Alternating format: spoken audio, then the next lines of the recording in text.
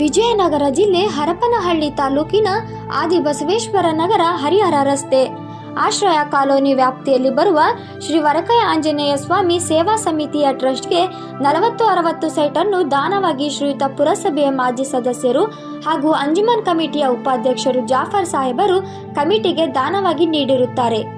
ಶ್ರೀ ವರಕಯ ಆಂಜನೇಯ ಸ್ವಾಮಿ ಸೇವಾ ಸಮಿತಿಯ ಟ್ರಸ್ಟ್ನ ಎಲ್ಲಾ ಸದಸ್ಯರ ಸಮ್ಮುಖದಲ್ಲಿ ಗೌರವಪೂರ್ವಕವಾಗಿ ಸನ್ಮಾನಿಸಲಾಯಿತು.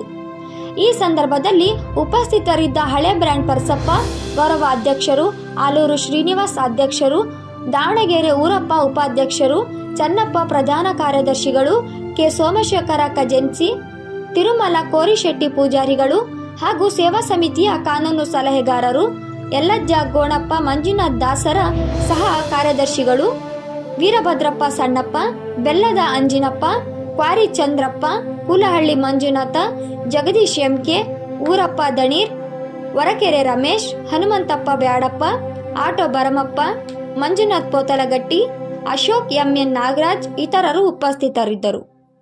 ವರದಿ H Kareem Nandibevur, KS news 24x7.